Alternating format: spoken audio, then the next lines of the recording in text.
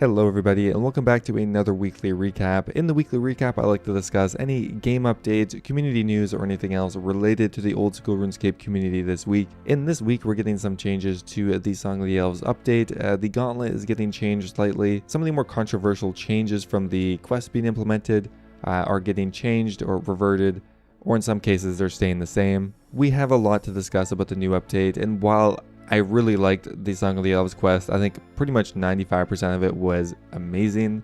There were definitely a few controversial parts to this, including the chathead changes, the new Dragonstone armor, as well as just a few minor changes to existing quests or existing content to make it easier. Anyway guys, hope you enjoyed the video and let's get started.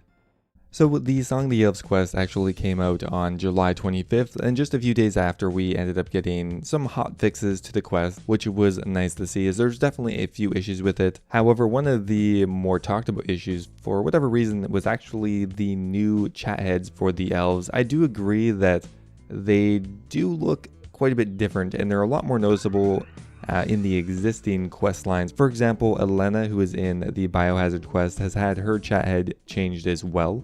Which looks quite disconcerting when you compare it to the rest of the quest. It looks updated, it looks quite a bit different. However, they're actually going to be adding a poll question that's just going to run for a day or two on which chathead option players would like. There is the old chathead option, there's the brand new one, as well as one that is in between. And the second polled question is actually to the agility experience rates. Currently you're getting around 56k an hour at level 90. However, they would like to increase it to 60k. So those are the only two polled changes that they wanted to put through on July 29th. And just today on Thursday, we received these updates as well as quite a few others. Okay, so to start off here, there was some changes to the new Zalcano skilling boss. Now, the biggest problem that Zalcano had that people were talking about was the fact that players could 1.5 tick during the Zalcano fight and earn increased loot over someone who wasn't doing that. However, that in itself isn't really a problem. However, the problem was that you're actually limiting the amount of rewards and resources that the other players in the same game were getting.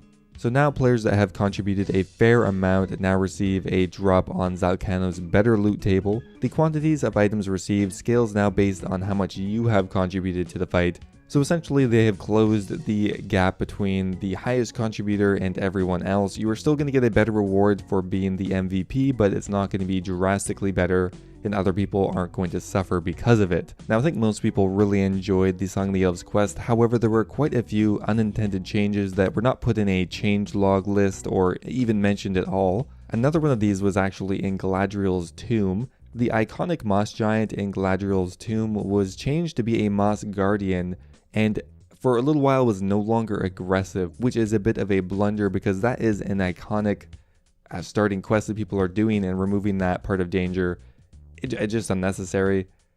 So beyond that, there were quite a few small quality of life changes and whatnot, but really not a bad update for the first week of the Song of the Elves being released. Now in this update, there was also a few small in-game improvements. There is now a unique and new fletching animation, which I think is nice to make it identifiable what you are actually doing, as a lot of these animations overlap and they can be kind of confusing. The Chaos Elemental's respawn timer has been reduced from 2.5 minutes to 60 seconds, so a fairly substantial reduction. You can now obtain multiple locator orbs after completing Dragonslayer 2.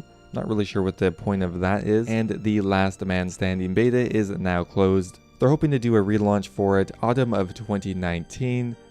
So hopefully in the next couple of years we'll actually end up getting it. And the final thing that they tease in this update is actually a new smithing interface rework that should be coming in the next couple of weeks. This is simply a continuation of the Make All or Make X updates or reworks to older interfaces, so I'm really happy with this. This will make things a lot easier for mobile and just players overall. And this week, the nominees for the Golden Gnome were actually released. Voting will be closed on August 1st, so go ahead and vote for your favorite content creator. For the best new old school RuneScape video maker, we have Jimmy, Lil Smokey, Only Trails, there's a bit of a typo there, and Tedious. For the best old school RuneScape video maker, we have Rendy, Settled, Link's Ocarina, and Rarg, and EVscape.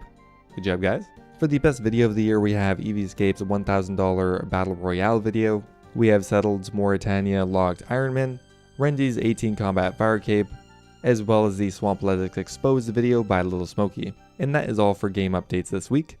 So this week we did receive a Runelite update. I don't believe we're getting Runelite updates every week anymore, as, well, it's not really sustainable, and I think a lot of the key features have been added, although that's what I said months ago, and they keep adding amazing features still. Now mainly this release was making Runelite compatible with the new quests and integrating the plugin's usability with the new quest, Prifddinas and whatnot. For example, the Prifddinas agility course is now in the agility plugin, the mining area is now in the mining plugin, so they are just making the Song of the Elves update compatible with Runelite. There was a new plugin that was added this week, and it's called the Item Despawn Timer plugin, and it's exactly how it sounds.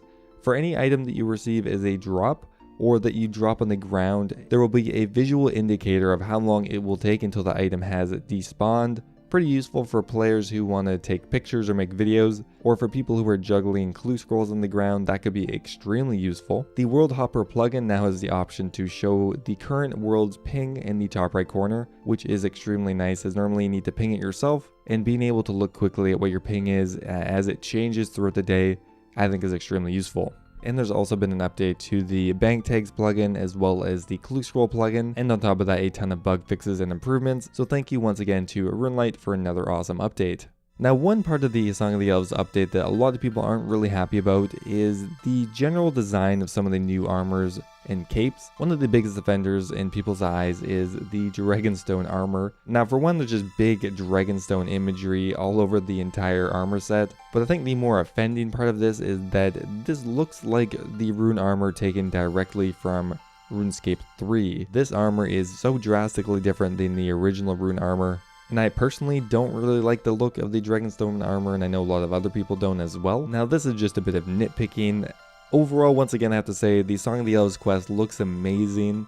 I would say some parts of it don't look entirely old school, but I'm kind of willing to look past that because, well, the Grand Library looked phenomenal. The quest overall was really compelling and well designed. Nothing but praise for the quest. There's just a few things that I think could be changed, and I think the community agrees. Next up here, there are a few interesting Easter eggs, literally kind of in this case, that were put into the game. One of them I think is really fun is the new Crystal Grail. You can obtain it by killing a level 2 rabbit, and it is always dropped by this rabbit. Now, the rabbit is not simply a level 2 rabbit, it actually has like 5,000 hit points, and is fairly difficult to kill. Now, this is a reference to Monty Python and the Holy Grail. Now, what makes this monster extremely unique is the fact that it only respawns every 6 hours, which means there is a hard bottleneck on how many of them are coming into the game. Just recently, they removed the ability to safe spot the rabbit, which has now doubled the Crystal Grail in price. However, on release it was worth around 15 mil, currently around 2.6. And another really interesting Easter egg is the Crystal Crown, which is buyable from the clothing shop in the new Prifddinas area, and it costs 250 mil for a cosmetic only item, just buyable from the random shop, which I think is hilarious. While I don't think this will actually work as a long-term gold sink, I think it's hilarious putting little things like this in. Just status symbols that cost a lot of money. I don't think there's a harm in doing it. It's not forced upon you, and I think it is just interesting to have things like this. And if it takes a little money out of the game at the same time, that's just a bonus. And the last thing I wanted to mention here is Mod Wolf is actually working on the new silver making interface update, which should be out in next week's update. So they're finally getting around to fixing a lot of these older interfaces, which I definitely approve of. And that's pretty much it for community news this week. So now I would quickly like to go over the weekly Q&A. First up here, we now know that the Song of the Elves quest has been completed 36,000 times so far. There's also information on the amount of gauntlet runs done, Volcano kills completed, but that's all going to be out of date pretty quickly. Okay, first up here, can we get an update to the gauntlet with additional levels and difficulties? They said the way that it's been developed would actually make it fairly easy to add new difficulties and new levels, so there is potential there. The only elven item that the Crystal Implings have on their table is the Elven Signet. Could this be expanded to include other elven items like the Infinite Teleport Crystal and whatnot? The Enhanced Teleport Crystal we want to keep on the pickpocketing item list, as well as only killable from elves, so they're not looking to add any of the existing items on there. With the game featuring Venenatas and Sarachnis, and the Temple Spiders are burstable, would you consider adding a Slayer Point unlock for spiders at higher levels? They said they would consider this. At 82% voted yes in the straw poll, so fairly popular. Can we add an indicator to show when we are in an instanced area, similar to the multi-zone indicator? They said yes, that would be an excellent idea. When will we see the Tithe Farm left click changes? They said sometime in the next 1 to 3 weeks. It's tested and nearly ready. Are you going to buff the gauntlet loot? Can you remove bad drops when you fail? It's something that we'll be keeping an eye on for now. We want to see how many completions are done in an hour before we buff anything. The gauntlet should balance out fairly quickly with the cost of the big ticket items. Can we increase the charges for the Blade of Saldor to 5,000? 2,500 runs out quite quickly. Yes, they would like to do that.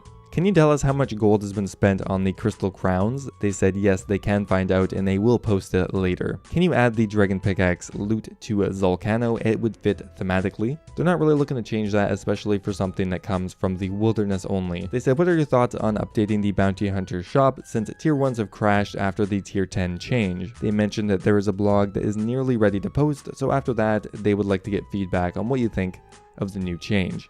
Anyway guys, that is going to be it for the weekly recap for this week. I hope you enjoyed the video. If you did, don't forget to leave it a like, I would appreciate it, and I will see you next time.